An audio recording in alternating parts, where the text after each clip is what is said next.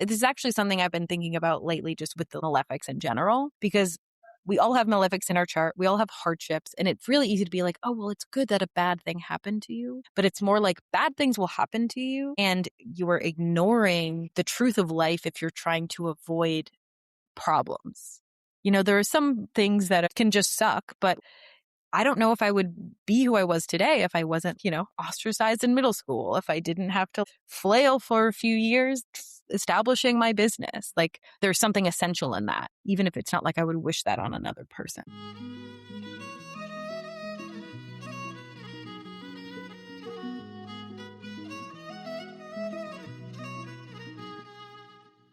Welcome to the Feminine Alchemy Podcast, where we explore the truth about the feminine, the peaceful, the wild, and the visceral. I'm your host, J.N. Behringer, joined by my co-hosts, Julie Dean Richards and Kaylee Rose. Each week, we explore the deep mysteries of the feminine and help listeners apply them to their daily lives in a practical way. Join us to unlock the hidden wisdoms your soul has been waiting for.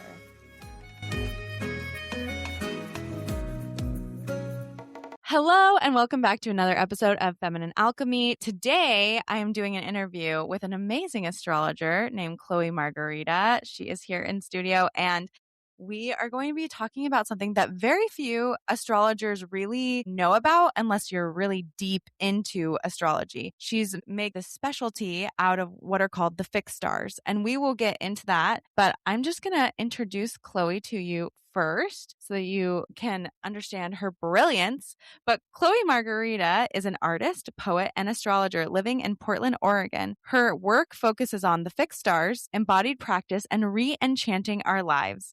Her book, Stellar Magic, will release with Wiser and Red Wheel in November of 2026. So please look out for that, everybody. Chloe, say hi. Hello. I am so excited to be here and to just gab about all things stars and astrology with a new friend.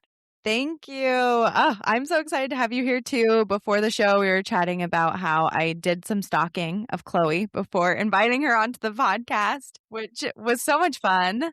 I just thought she's just an amazing astrologer. I heard her on Threads of Fate with Kira Ryberg first, but everybody should look up her Instagram. Stellar Stars is awesome.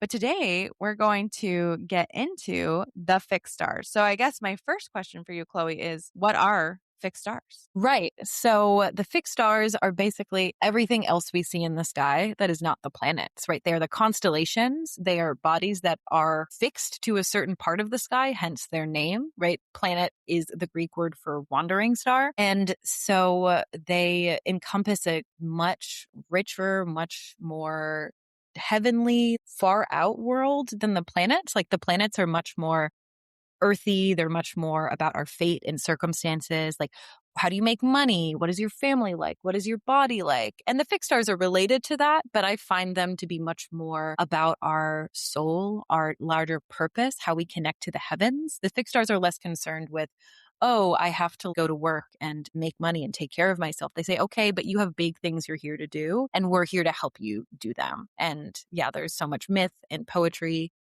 to them that once I started studying them, I just didn't want to stop.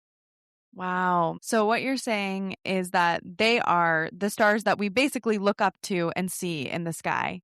Stars that don't move, right? So like planets, I know they look like stars in the sky but they are moving stars. And so that's why we call these fixed stars, because they don't quote unquote move, although they do kind of rise and fall. Is that correct? Yeah. Okay. Yeah.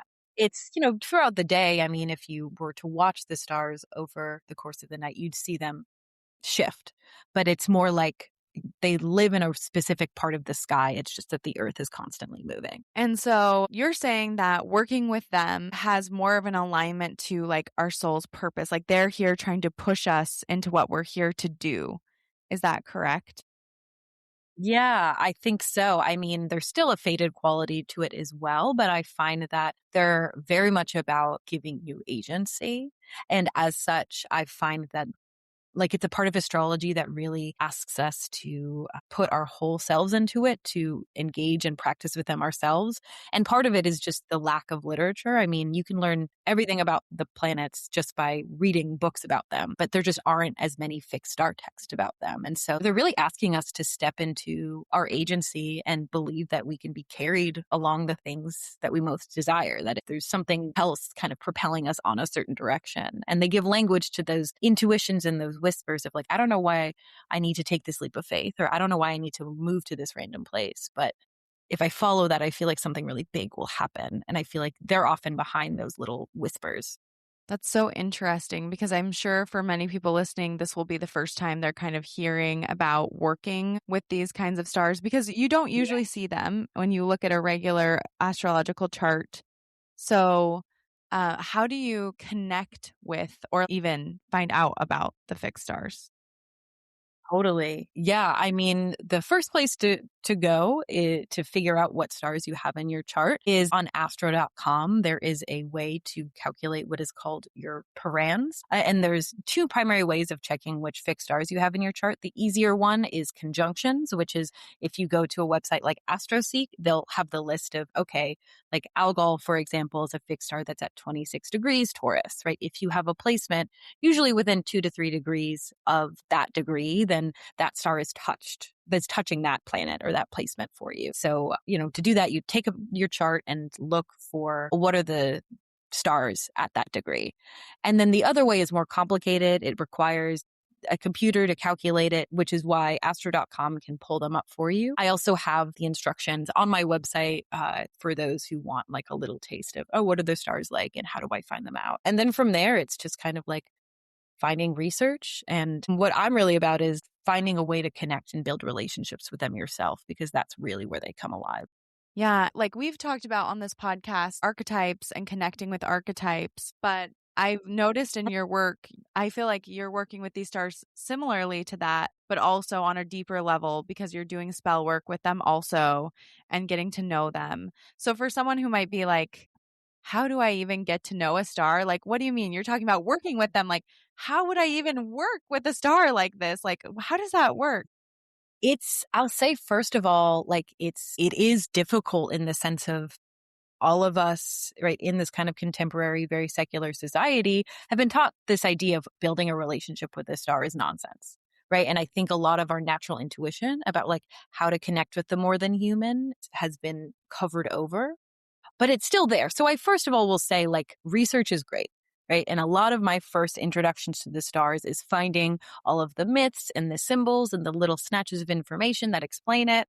And so I have a lot of essays on my website, and I have essay collections there as well that kind of get into the many different facets of the stars. So, find what you can and don't be afraid to indulge the more cerebral side. But if you're like me and, you're looking, have a Scorpio stellium, you're looking for the depths, there's a sense of dissatisfaction with what's out there, because just as you can see the stars every night, like it is through introducing yourselves to them and trusting the omens and the images that come up that you really feel them deeply within you. So the first thing I would tell people if they want to connect with the fixed stars is go out at night and stargaze. Like there's no timing techniques, there's no special equipment.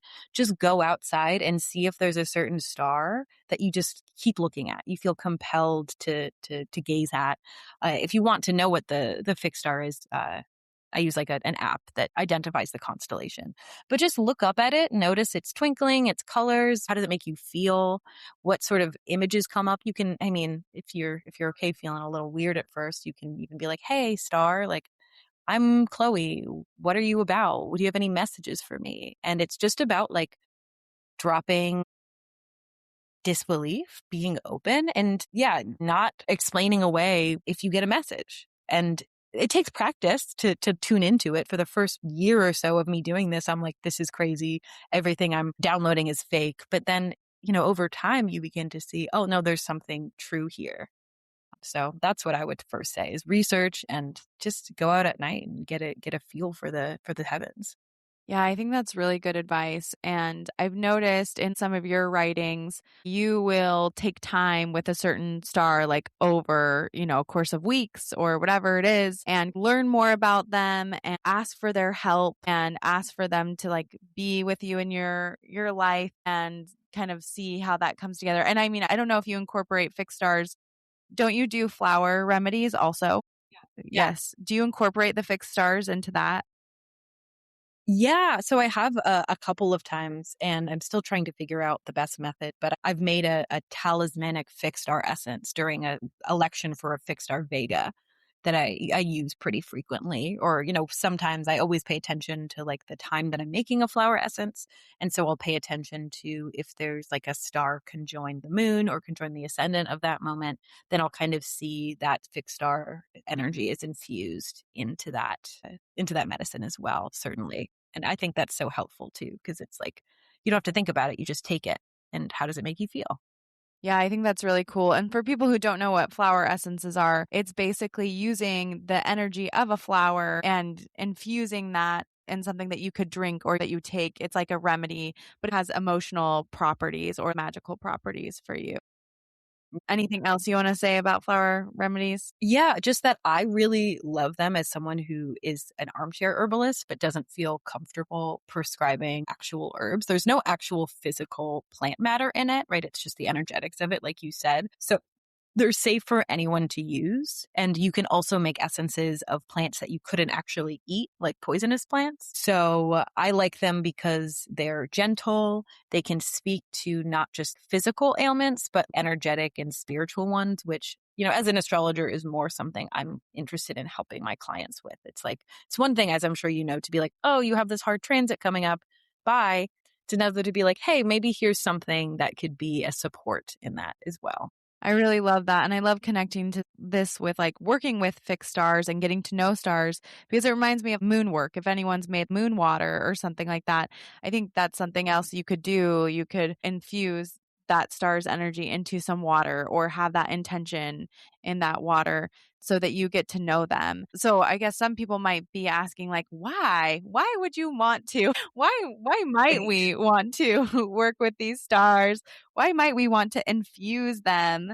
And we could talk about some of the fixed stars in general, what they do, their purposes, things like that. Yeah, yeah. I mean, I think two things come to mind is like why to work on them. And first of all is to know thyself, right? To give a language to something that all of us feel inside. Like I can't tell you how many fixed star readings I've given, and it just feels like I'm giving people the words or their permission to be who they are and to do things their way. And so I find a profound comfort when I'm struggling to realize, oh, like actually this struggle is not a problem. This is just what I need to face to like be on the stellar path that I'm on, that the fixed stars in my chart have provided me with.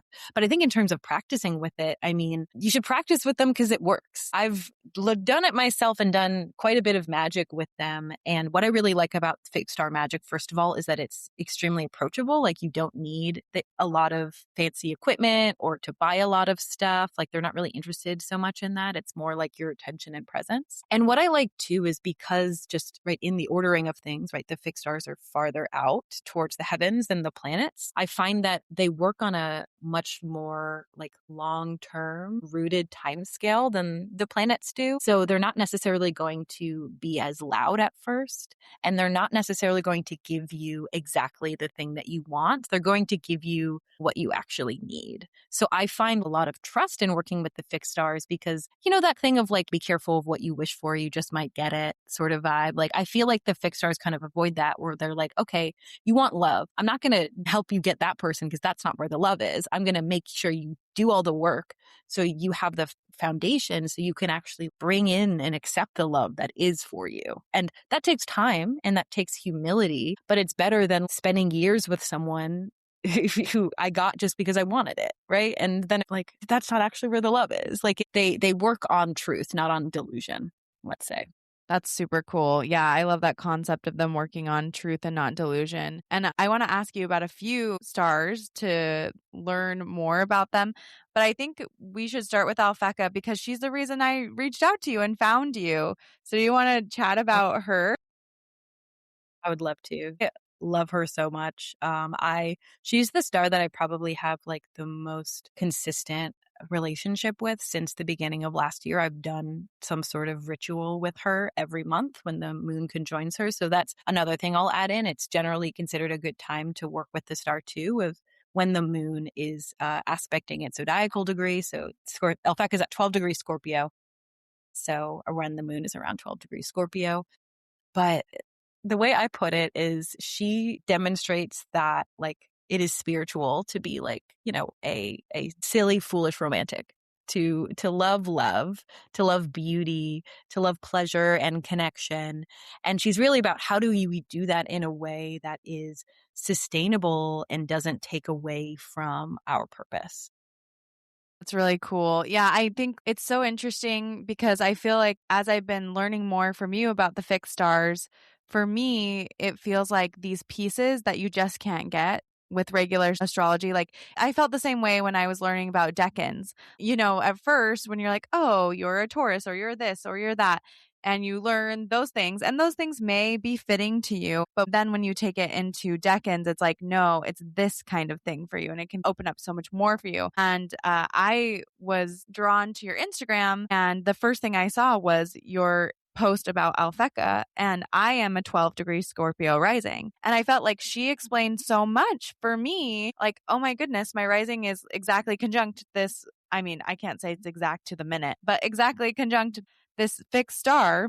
And you were explaining about her being about love and heartbreak. And she has that little bit of like the heartbreak comes before the love. And it just reminded me so much of my story with my husband. And for people who don't know, I had a lot of breakups. Like I dated a lot of guys. I had a lot of breakups before I dated Moth and before we got married. And also right before we got married, I had a broken off engagement basically. And it was really hard. It was really rough. And I just like did not understand it. And I felt this little voice just say, after we broke off our engagement, just keep your heart open. Keep your heart open. And I was like, no, I can't. How can I do that? How can I keep my heart open? I can't do that. Like it hurts so bad, it hurts so bad. And I went through a lot of iterations of boyfriends in between that moment, through the next year before really connecting with my husband. And when we connected, I was dating somebody else and he was terrible for me. And we broke up, and it was the weekend that we broke up that I connected with my husband. We had known each other for a couple years. I was his TA in a class, and I had this breakup and no one was home because it was a long weekend. And then I just had this feeling like, you need to call Timothy Richards. You need to call him.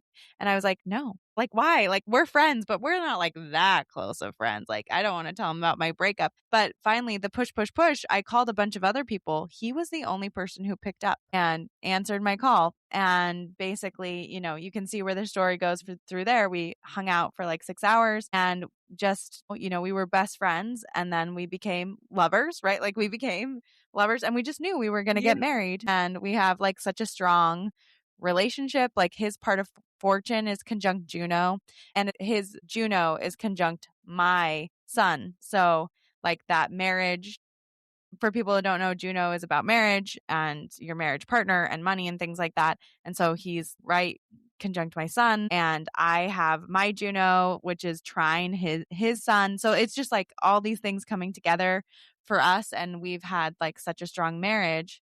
And so when I saw your post about her, I was like, oh my goodness, this is explaining our love story. And on another level, it also explained to me, I mean, I feel like I'm a second decan Scorpio rising, which in my opinion, people always are surprised I'm a Scorpio rising. Everyone's always like, what? You're not a Scorpio, right? Like, what? This doesn't seem like you. You don't seem like a Scorpio. And I felt like Alpheka also double explained that for me. Yeah. So tell me why. Why does this connect to Alpheka? Yeah. So, I mean, a lot of it comes through the myth that is associated with this star. So, Alpheka is the primary star in Corona Borealis, which is the flower crown, northern crown constellation.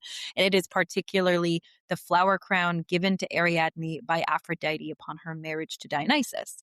But we first meet Ariadne as the holder of the thread in the myth of Theseus, who is this warrior who was brought into the labyrinth where this man beast, the Minotaur, lives, right? Which is actually, Ariadne is the princess of this land. The Minotaur is her half brother, but she falls in love with Theseus at first sight and allows him to be victorious, to slay this monster. And then she basically gives up everything, runs away with him, and then he abandons her on an island in Naxos. So first of all, right, the first step of this star of love is a realm of what feels like complete desolation. Like, how are you supposed to meet another guy on an island? And then literally divine intervention, right? A god, the god of wine and revelry, Dionysus, says, no, you will be my wife. And so he marries her, right? And I think it's interesting too that she goes from doing the most for a dude who leaves her to literally just doing nothing. And a god is like, let me worship you. And then, her crown goes up to the sky because it's like there's this eternal divine love happening. And so, like you said, I really find with the fixed stars, they work in dualities. Like for every star that's about love, there will also be heartbreak because again, that is the journey we need to go through to actually appreciate love and to be able to love in the way that Alpheka wants you to. Because there's another piece here, especially thinking about her being this holder of the thread through the labyrinth. She really is also about relationships being a form of not like moving away from ourselves, but getting deeper into our own maze. And partners should be that mirror or that walker in the depths. And right, Dionysus is a really interesting god to be married to because he's it's one of the only male gods who's never been adulterous. He has never mistreated or assaulted a mortal woman, and he's an androgynous god. He's a man, but most of his supplicants are women, and he often has a sort of like in between look. And so there's really something here about relationships are about allowing you to embody many different parts of yourselves and a form of self-discovery rather than like, oh well, I'll just be with my partner and then I don't have to worry about any of my stuff anymore. So yeah, it takes a lot of self-honesty. And that was literally the first 6 months of me working with Alpheka. Was not dating at all, was not trying to date. It was really getting to know myself and also reconnecting to my network because love with Alpheka is self-love. It is communal love. It is creative love. It is not just one particular person. That's really beautiful because my next question was going to be I would love to learn more about your experience with her because it's not like she's conjunct your rising, but she's had a big effect on you. Yeah. And one of the things I love about the fixed stars too is that you don't need a natal connection to work with them. Like, it's also funny, my progressed chart right now has my moon and Jupiter on Alpheka, so it was definitely the right time. But I really find that, like, whereas you didn't have to do any magic, you just lived it out. It's more like if I want Alpheka in my life, I have to work for it. But yeah, it was really at the beginning of 2025, I had, exited a relationship that felt like particularly bad. And at that point, I felt like, there was kind of an upward trajectory. Things were getting better each time, but this one really shook my confidence. And so I was like, okay, first of all, I want some help. So I'm going to call in some help. But then there's also a deeper part of me that's like, okay, I love talking about making magic with the stars in theory, but if I'm actually going to tell other people to do it, I actually have to try for myself and see if it works. So that was kind of my thing is like, I'm going to work with her. And if she gets me a partner, then maybe there's something to this. But there's a lot of trust that needed to happen because, like I said, for the first 6 months of me practicing with her, which is literally, every month I would take myself out to dinner or I would do something cute with her after doing some sort of just basic ritual and invocation. It was just like I had no desire to go on any apps or to try dating. And there was a lot of tension around that. I was like, am I wasting my time? Am I missing out? But I was like, no, I just need to trust her. She really wants me to focus on cleaning my apartment and working on my business and focusing on my friends. And then so finally, about end of May, June last year, I was like, okay, I don't know if it's going to work. I don't feel super optimistic, but I feel like things are pointing me to just see what's out there.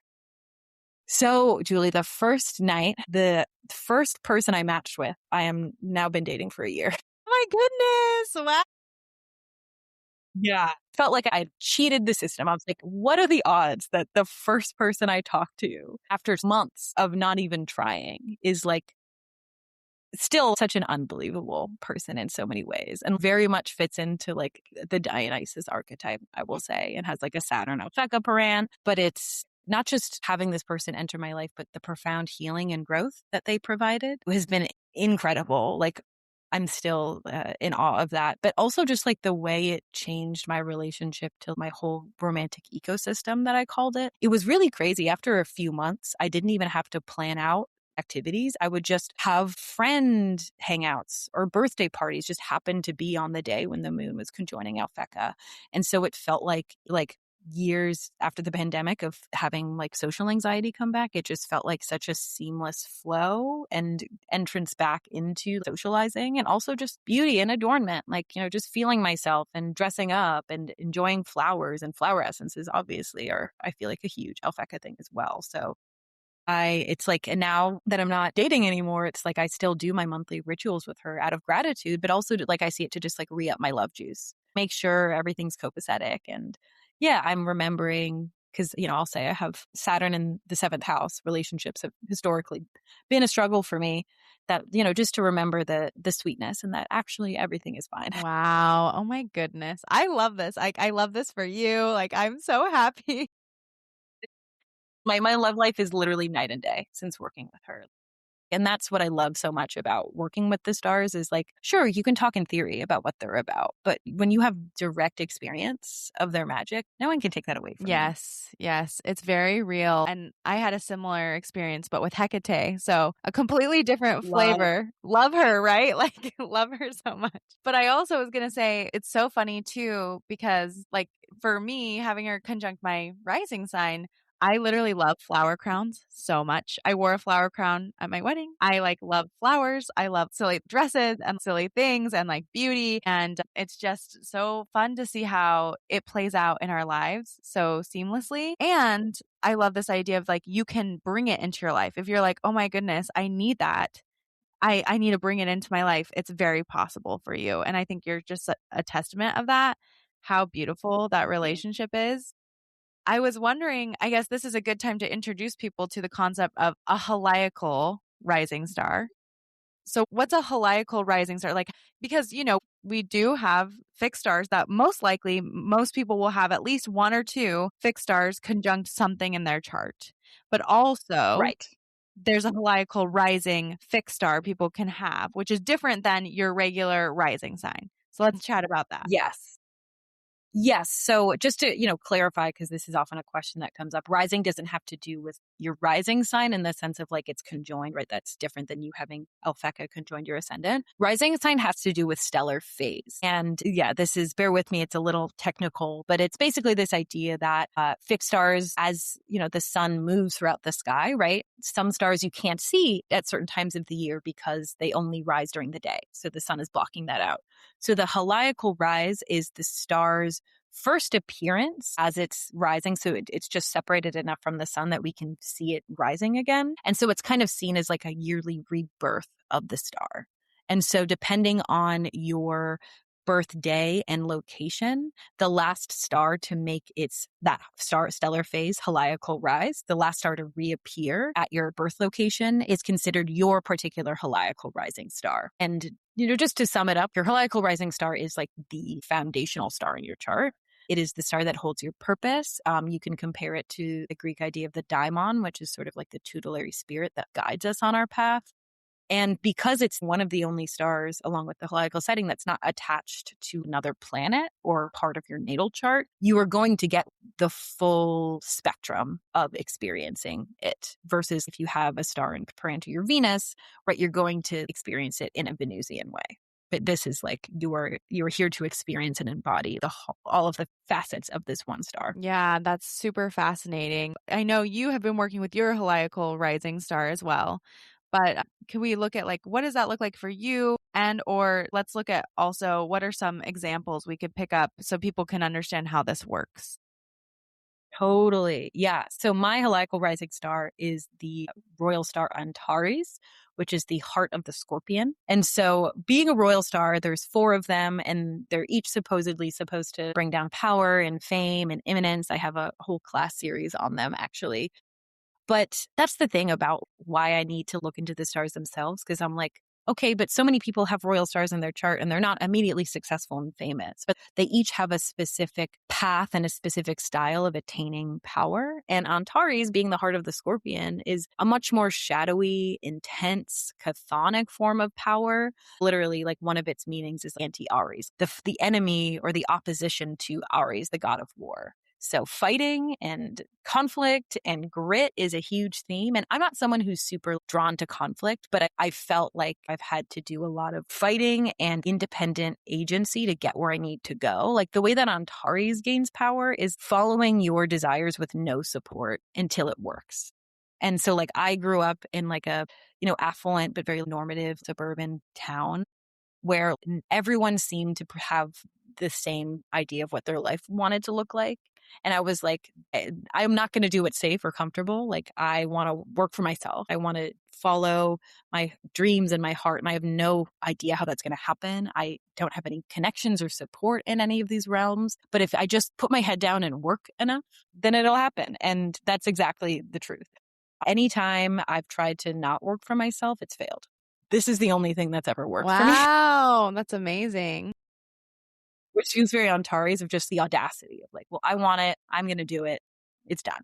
But there's also like a very sensitive, tender part to it, right? It's the heart of the Scorpion. And so there's a lot about vulnerability and softness and emotions. And it is kind of a relational star in the sense of like I wouldn't prescribe to people, oh, you want to find a partner, like work with Antares, because it's more like, for as strong and defensive as the star can be, the real antidote to that often very like self-oriented single-mindedness is relationships where you can be vulnerable and where you can open yourself up, and relationships that ultimately help you stay in touch with your truth. Because it does have kind of that Scorpio vibe of, transformation and obsession and death and then things being born again. But like what I see again and again is like, I'm so good at, saying goodbye to one era and completely burning everything up and then moving on. But Antares, like the deeper lesson is like, okay, but what is worth sticking it out with? What is it worth feeling it through rather than just cutting and running? So those are just some things that I think about Antares, but it's basically like, why am I like an intense, private, but also extremely vulnerable and passionate person? It's because of Antares. So fascinating. Where's that degree again? 10 degrees Sagittarius. Okay, 10 degrees Sag. So she is actually quite close to your sun. Yeah. As well. Yeah. Wow. How interesting. That's fascinating. Like when you talked about royal stars, because I think the lore about royal stars, for anyone who knows about it, like you said, is if you have a royal star, then you're going to be famous, you're going to be rich, you will be given success. And so it's interesting that, like you said, not everybody who has a royal star is instantly successful.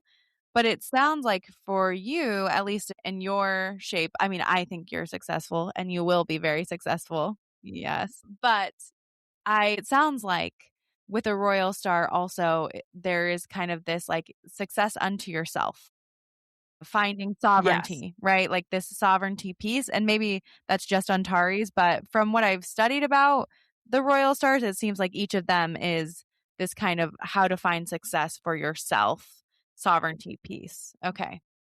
Yeah. Like the phrase I like is it's a success pattern.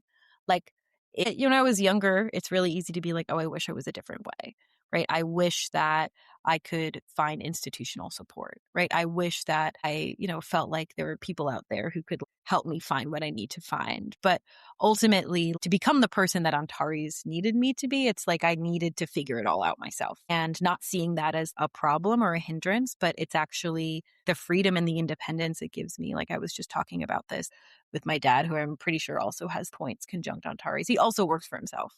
And it's like, yeah, it's like you have to do all of it yourself, but I wouldn't give that up for anything, because this is the only way that I know how to be. That's so fascinating. Well, my North Node is conjunct on Antares. I'm 11 degrees Sag. Yeah, isn't that funny? So there you go. Working for ourselves over here. And also, I kind of wanted to dispel a myth. I mean, I guess it's not a myth, because some of these stars are really hard. Like Antares is viewed as a tough star. And I guess we should talk about Algol, because she is often viewed as the most difficult. 26 degrees Taurus. So if you have anything 26 degrees Taurus or near there, this is for you. But let's talk about her. I mean, we can talk about Antares as well, because I think she is similar in this piece. But let's talk about, what is it like to have a hard start? What if you have a hard start, Well, I mean, yeah, that is the truth. I'll also say Algol is my heliacal setting star. So, very, very intimate with her. And yeah, and I think it goes to show, if you have a placement, you're 26 degrees Taurus, you're not going to be a typical Taurus, right? Because Algol is the head of Medusa. So she is the decapitated head of this snake-haired woman who could turn people to stone. And if you read any literature about her, it's like, this is the most malefic star in China. Her name translates to piled up corpses. She is associated with beheadings and death and murder. But it's even within that, when I first read the description of her, I'm like, yeah, whatever. I love this bitch. Like, that is my version of femininity. I want to be this powerful, sensitive, passionate woman that you don't fuck with. Preach.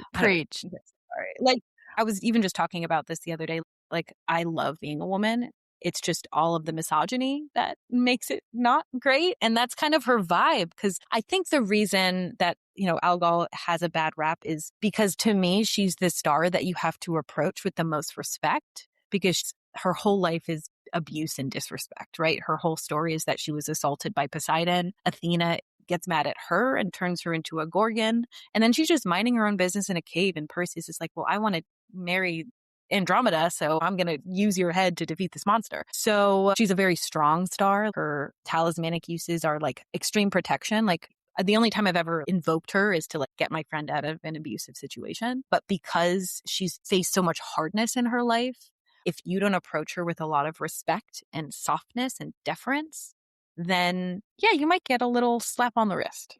Again, it's not fear-mongering, but when you're dealing with hurt and trauma, there's more asked of you to find softness amidst that. And that's kind of the vibe I have. It's like, how do you find softness? How do you find creativity and wisdom when the world just continually beats you down? Yeah, so true. I think that's so real. And I mean, she becomes part of Athena later, like all of those pieces. So protection really is part of her vibe. But like you said, you could get your head chopped off if you're not respectful. I mean, in an energetic way, so to speak, or you might feel like you got your head chopped off, I guess, energetically sometimes. It's like, just, if you're misogynist, don't talk to her, Right. sort of vibe. But she's also so helpful for wisdom and creativity as well. Like, I mean, the gaze of Medusa is often associated with a lightning strike. And Algol is often present in big advancements in technology, and even vaccines too, being this really controversial, when they first came about, right? A dude just injected his baby with smallpox. With cowpox, and then it turned out he was right. But those sort of really lightning fast discoveries are also very Algol. But I find she is the tradition of making something creative or beautiful out of your hardships. So if you're wanting to process something that has happened to you, and who hasn't had something happen to them, she will be that protection and that inspiration as well. So fascinating. How interesting. So hard stars, like you said, there's a balance, difficulty, but there's always more to the story and always more to what they're doing for you in your life.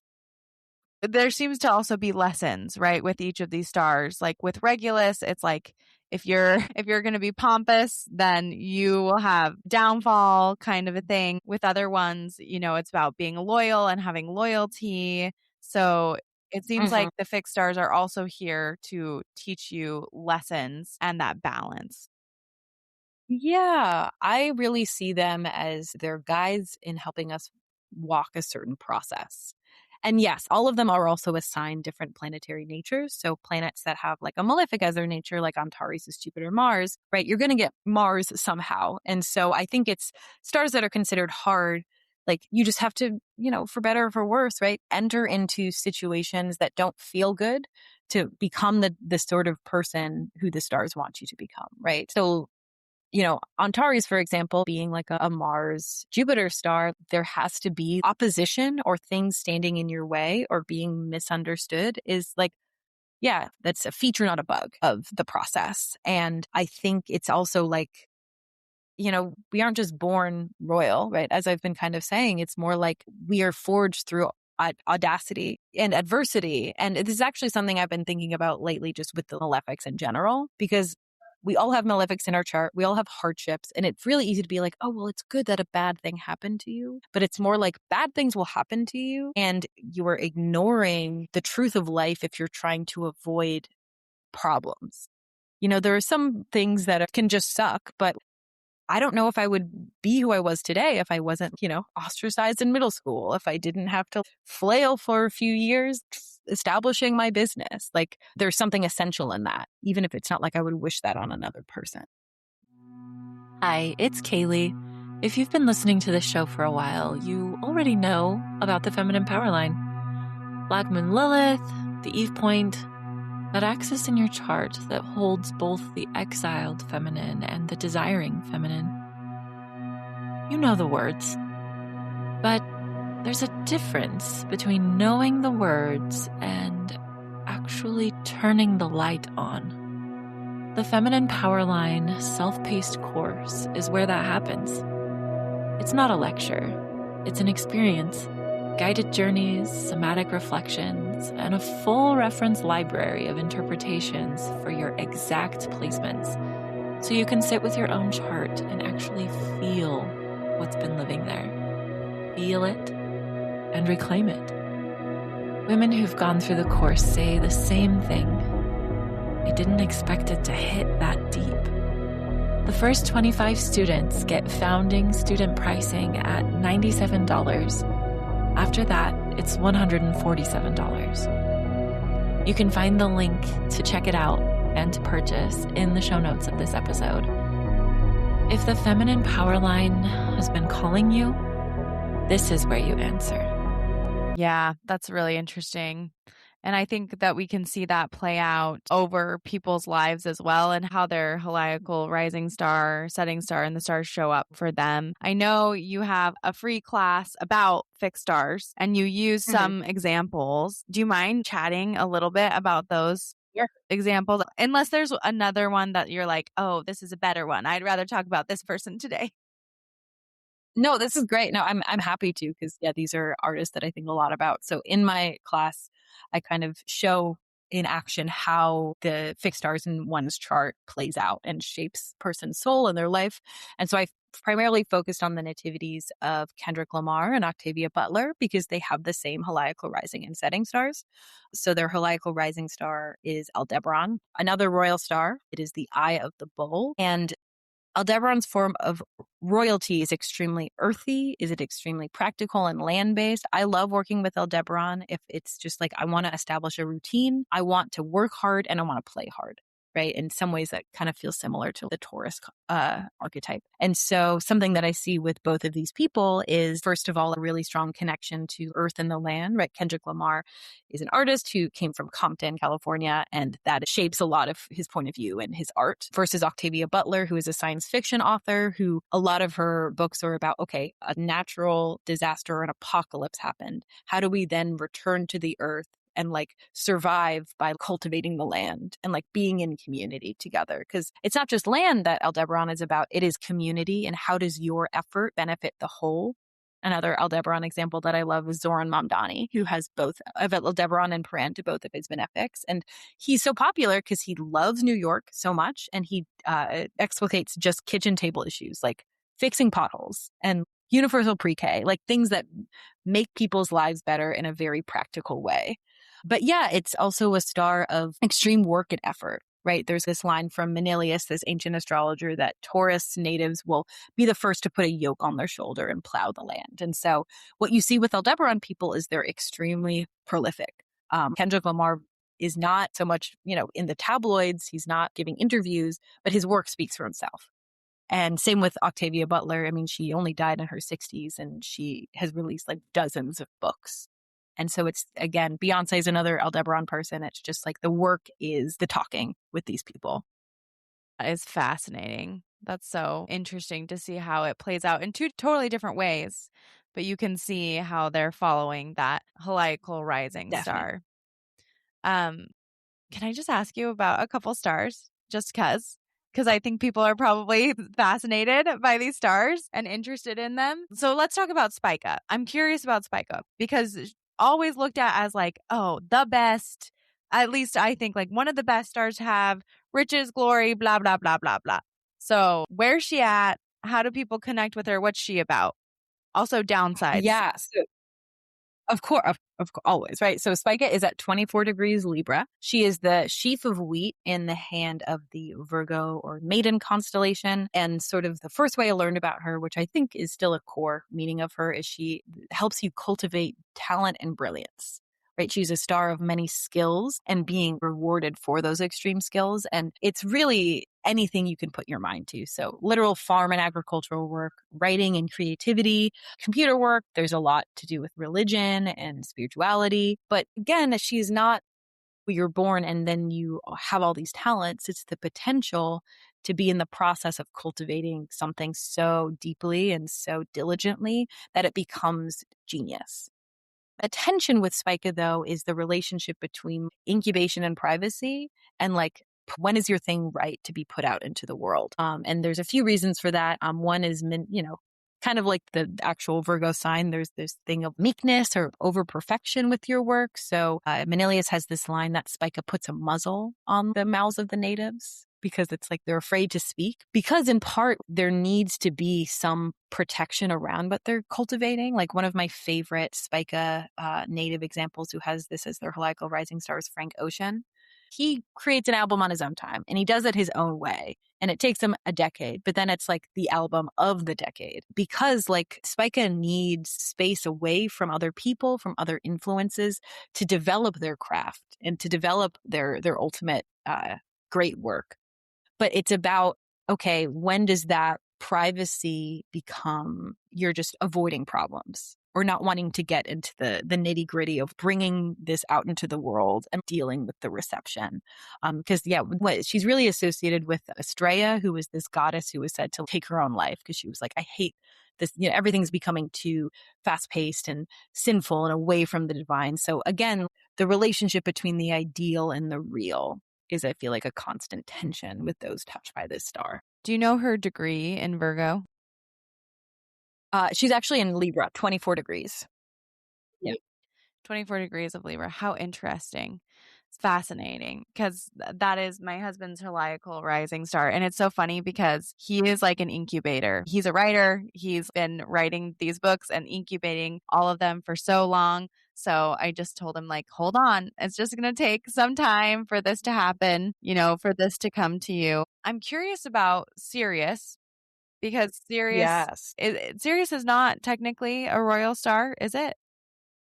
No, but it's the brightest star that we have. So let's talk about Sirius. Cancer, 14 degrees Cancer, right? So actually, I love, there's so much I could say about Sirius. And the first thing I'll say is Sirius is perhaps the hardest star to understand because it's the brightest. Like, it's so big and vast that it contains so many different opposites. And it's at once so heavenly and so spiritual, but it's also so earthy and embodied, right? It's the dog star. Right? In some ways, Sirius is a dog. If you want to understand Sirius, spend time with dogs, right? But it's also the star that will take you from an individual and make you into some big, giant figurehead. I actually, a month ago, released a whole lecture series on Sirius with a friend because there's just so much to it. And Jupiter had just stationed direct on Sirius. But on the one hand, it's a star that will help you find your purpose, in the most rarefied way. This is a star that's so, to me, it's kind of like the archetypal star. So I really see it as if you really want to get the full initiation into the fixed stars, talk to Sirius. But it's also a star that's extremely embodied and extremely chthonic. So working with Sirius has actually not just helped me dispel fear around embodying my purpose, but it's actually helped in my relationship with my body and my pleasure. And just staying present inside of my body and integrating spirit and matter together. And so Sirius is good for anything for to be completely honest, if you want to have better sex, talk to Sirius. If you want to feel better in your body, but also have a helper on your higher spiritual journey. If you want help with witchcraft, with protection, Sirius is also associated with Hecate. So if you want to do some transgressive stuff over here, talk to Sirius. Sirius to me is also a love and relational star, but it's also a star of why are you here? And how can you go about doing that and dealing with all the vagaries and the conflict that comes about? Yeah. And that brings up such a good point about these stars. You could kind of, I mean, not that you completely need to divide them up, but you could divide them up into like, these are more career stars. These are more relationship stars, working through them. And I'm sure in your course and in your book, you go through all of those things, which is amazing. And I wanted to ask you, are there any stars that you want to tell us about that we shouldn't leave out? I do have a couple more questions about you, but it's a little change of subject. So I wanted you to be able to chat away. Yeah. I mean, I think the only one that comes to mind, because I feel like this is one of the most approachable and just multi-purpose, is Dina Belgeti, which is the tail of the Capricorn constellation, the goat constellation. It's about 23 degrees Aquarius. And it is like, whereas Algol is like the most extreme protective star, Dina Belgeti is such an approachable protective star, like in everything from protecting your home. So like when I'll clean my apartment, I'll smudge, put some smoke around, and I'll invite Dina Belgeti to energetically protect the home. If you need protection in relationships or boundaries, Dina Belgeti is a great place to start. But basically, if you want to have like a container of protection for your life while also like helping like be an adult and have integrity, then talk to Dina Belgeti, because a lot of their thing is like, if you have integrity, if you have values, you will be protected from a lot of bullshit. So I think it's any person can approach them, and I find them extremely generous. Don't be surprised if you start a ritual and they're like, okay, you need to clean your altar first, though. Like, they want you to, the little grandfatherly energy, but they're not going to hurt you. They're just like, I respect you and I want you to respect yourself. That's hilarious. I love that. I was thinking, isn't there a star in the Pleiades constellation? Like, do you do this with constellations in general as well? I feel like each star, though, has its own jam. Yeah, well, that's like my eternal project is there's like roughly 70, 80 stars that are the brightest that have been given a lot of space in Bernadette Brady, who kind of is the helm of the fixed star revival we'll talk about. But there's all these other like dimmer stars that have names, but no research into them. And yeah, like you said, each star in a constellation, I mean, they have similar vibes. But what I'm really interested in is all of the unspoken stars and what they add to, our understanding of this base archetype. So yeah, there's a lot. Part of the reason I want people to study the fixed stars is there's a lot to cover, and it can't just be me. Yes. Well, that's what I was going to ask you. Like, there's so many fixed stars. So how do you choose who to work with? And also, how many are in your book? Like, how many are you going over? Do you know?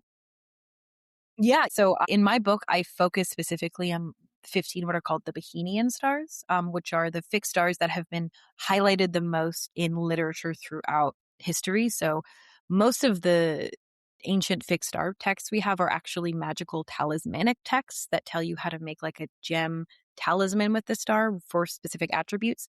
And it's always these 15 stars that are highlighted. And there are a lot of stars we've talked about already. So Sirius, Spica, Aldebaran, Antares, Regulus, Dina Belgeti are all Bohemians. So I started with them because there was a lot more to build on. Like I didn't have to find plant or gem correspondences for them. Like there was a lot to work with. But yeah, that is my eternal question, Julie, is which fixed stars to study next? Because there's so many. I want to do a deep dive on all of the ones mentioned in Brady's book, but I'm also really interested now in the lunar stations, which are, 28 or to 27, depending on your system. Like they're a lunar calendar, right? And so each day the moon is in a different station, but each station is determined by an indicator star. So you mentioned like the Pleiades. So that's the third lunar station is determined when the moon is near the Pleiades, she's in the third lunar station. And there's a lot of lunar station stars that are not talked a lot about in literature. So I just, out of compulsion, a few months ago, I was like, I really want to get into Hummel, which is the primary star in the Aries constellation. It's the head of the ram. And then I was like, oh, there's actually these three other stars in the Aries constellation, Sheraton, Mesarthim, and Botine, that are indicator stars for lunar stations, but there's nothing else on them. So might as well go into them. And then it's like, oh, well, these are the stars that indicate the first two lunar stations. So I better just go through all of them. So I'm kind of always back and forth. But I think I'm going to focus on these lunar station stars too, just because there's some that are well known, like Spica is a lunar indicator star. But then there are more obscure ones like Swallowson, who is the dolphin star, who is an indicator star. And there's just not enough on that. So that's the thread I'm currently following. Wow, I love that. Like all of these little threads, you just like, oh, I want to know. What does that mean? How does that work? I love that you're doing this work. I love that this is the focus that you've taken because someone needs to take it, someone needs to work with it. And I love seeing how you weave all these pieces together so beautifully. And for people who don't know, something else that Chloe does is she works with fashion and your fashion sense. And yes, you're looking at your chart and things like that. And I was curious, have you been using the fixed stars in that piece of your work as well? Yeah. So great question. I feel like this is something I've been circling for a while, and it's something that I really need to spend dedicated time on because, like, as you probably know, just as people don't typically see you as a Scorpio rising, you know, Scorpio style, right, which is very much based on Mars, is going to look really different if you have Scorpio placements near the flower crown star, right? That's going to make your vibe maybe more feminine and less edgy than, having a Scorpio placement in general. But yeah, it's something that I can kind of see in bits and pieces with like Spica, for example. Spica is at the end of Libra, but it's the Virgo star. And so Libra is the home of Venus, right? There's a lot to do with balance and proportion. But with Spica, you're going to see maybe more of like a spareness, a much more basics or uniform style. But what I would really need to do is like poll people who have significant placements near these stars and see how it actually plays out. Because I can theorize about it all day, but it's all about like, how do, Spica people actually dress? Same as like, how do Jupiter people actually dress? Like finding it in practice is like where it really like comes alive. Like the aesthetics of the stars is something that I really need to get into. How fascinating. That's so interesting. And I bet as people learn more about the fixed stars, they'll be able to kind of start to see some of those pieces for themselves. And I think like listening to what you have said too, for people who are more curious about the fashion side, if you go to Chloe's YouTube, she has a whole lecture on it and a course, right? I have I do fashion consults where we look at your chart and I talk about what fashion I see through that. And I also have 3 guidebooks where I go through both the style of the planets and then I go through how to delineate your chart to find your iconic style. And then the third one, which was a true labor of love, is I studied Venus through all of the 36 decans. And I looked through the threads of like, okay, if you have Venus in Cancer 1, this might be the way you want to dress. Wow. Oh my gosh. I love that so much. It's so exciting. Yeah. And I feel like part of what I've gleaned for you for people who like want a taste of this or want to think about this is a lot of times you want to look at the ruler of the sign that you're looking at, like of your rising particularly, but also like sun and moon and other places Venus will play a part into it. But yeah, so like someone who's a Scorpio rising, that Marsian thing really does play, even though I also love flower crowns and I love florals. I love florals, but I do have like an edgy look too that I will put on, or like a modern, edgy, geometric pattern kind of things that I do. So I love seeing how both of those come together. But I'm also a Venus and Taurus girly. It is Taurus 3, so it's a little different. It's a little Saturnian. It's a little business over there. But I think all those pieces play out together. So super cool learning about that with you. Super cool seeing those threads. What is your rising? Oh, you're a Leo. You're a Leo rising. Yes. Yeah. And I mean, I think one of the most interesting pieces of self-discovery, thinking about like astrology and fashion is, what is normally considered fashionable is very different than my definition. Because like Venus at her core wants to look good and feel good, but she wants to blend in. She wants to fit in with the vibe. Being ruled by the sun, I'm always asking, how can I show up and show out and like be the most like visible? How can my clothes speak for myself? Such a Leo rising thing. I really see me putting on a fit as a form of service because it makes other people happy. Like I love when people stop me and they're like, I love your outfit, or like, wow, my sun is conjoined Mars. So I almost get like competitive. I'm just like, why don't other people show up and show out? Like I'm just putting in all this effort and no one else is matching it. But that is the nature of the sun, is like with fashion. It's like, that is how I distinguish myself. And that is how I do the most. So that's what I'm always trying to do, is like, how can I do the most. And yeah, that's just, and knowing that like everyone has different things they want to express through fashion and they're all okay. It's just about whatever makes you feel most yourself. Do you think that this is also elemental? Like watery people have similar styles, fiery people have similar styles. Mm, I think so. I mean, again, it's something that I'd have to look at. But yeah, like, I mean, with fire, right?